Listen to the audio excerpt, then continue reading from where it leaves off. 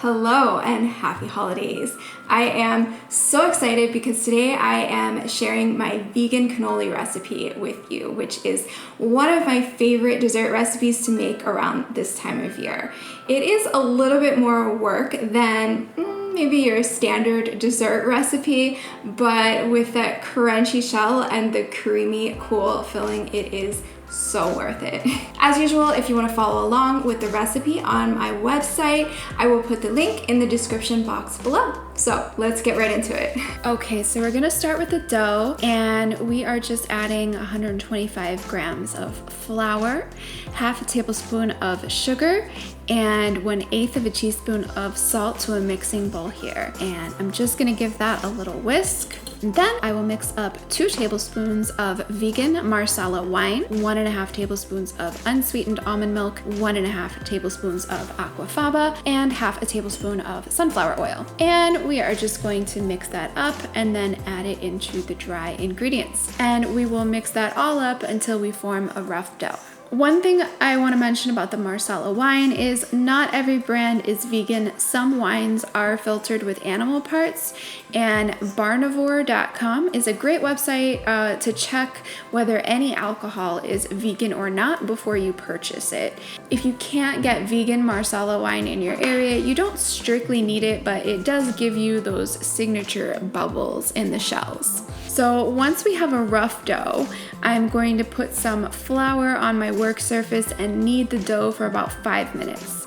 If it's too sticky, feel free to add some flour. Just don't add too much because you want to be able to roll this dough out really thin, and if you add too much flour, it's going to make it harder to roll out.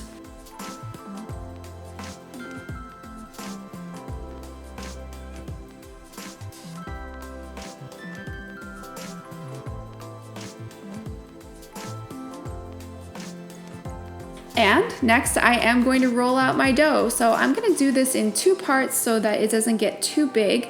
So I will just pull the dough in half and start rolling out the first one. You want your dough to be about 1/16 of an inch thick, and it should be even the whole way through. This could take a while, so don't quit rolling until it's really, really thin, because this is the difference between crunchy and soft shells.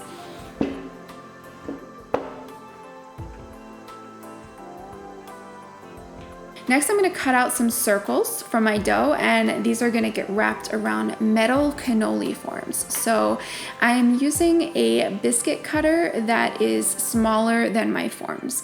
This biscuit cutter is actually even smaller than what I wanted, but this was the largest one that I could get. So my cannoli are going to be a little short compared to the length of my forms, but that's all right.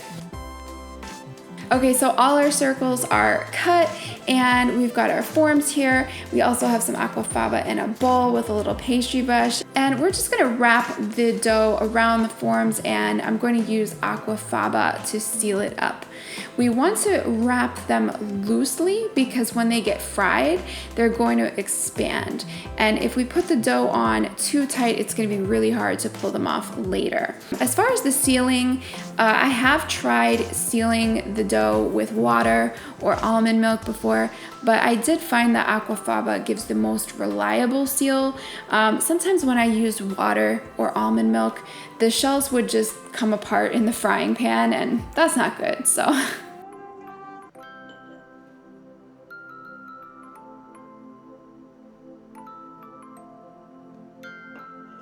All right, our shells are almost ready. We just need to fry them. So I'm gonna heat up some peanut oil to between 340 to 380 degrees Fahrenheit.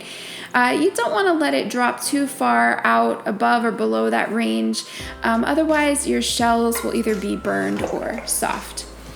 And I've also got a wire rack here with some paper towels underneath to drain the shells later. So I will put a couple of them in the pan here. I don't do more than 2 at a time because these only take about 30 seconds until they need to be turned, and then another 30 seconds until they're finished. Before you start, make sure you have a pair of tongs on hand because you're going to need a way to grab these hot shells out of the oil.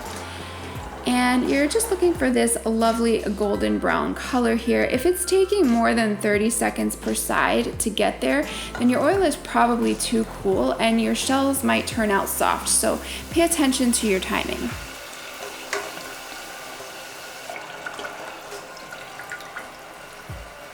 And I will just leave these until they are cool enough to handle and then pull the forms out of the shells. If you want to separate them sooner, make sure you're using oven mitts or clean kitchen towels to protect your hands. Okay, so finally we are going to prepare our filling. So we're going to start with our tofu. This is a 14-ounce package of firm or extra firm tofu. I'm going to squeeze out a little bit of the water, but not too much. We're not going to press the tofu. And then I'm just breaking it up a bit and tossing it into the blender together with some fresh lemon juice, salt, nutritional yeast, and cinnamon.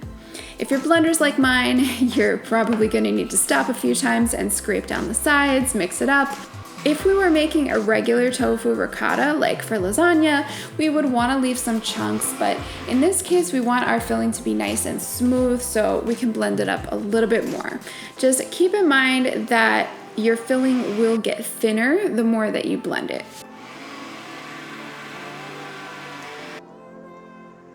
All right, now we're gonna add in some powdered sugar. I recommend doing this 1/4 cup at a time and tasting it until you get to the sweetness that you want. But I have done this enough, I know the amount that I like, so I'm just gonna add that directly and we will blend that up again until it is nice and smooth, and then we'll pour it into a mixing bowl. And finally, if you want, you can also add some mini chocolate chips in here. I am just using a spatula to fold them in. All right, so we're ready to fill our shells. I'm using a piping bag with a large round tip here. You could also use a star-shaped tip, but if you've got mini chocolate chips in there, there is a risk of them clogging up your nozzles, so I'm sticking with the round tip.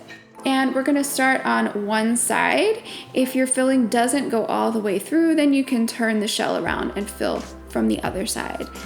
Unfortunately, I overfilled this bag a bit and it's a little bit too heavy, so I recommend not doing that.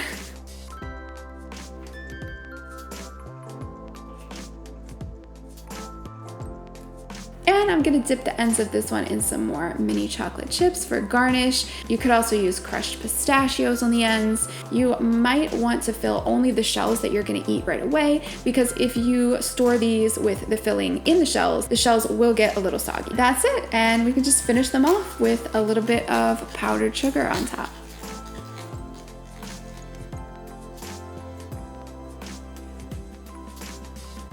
All right.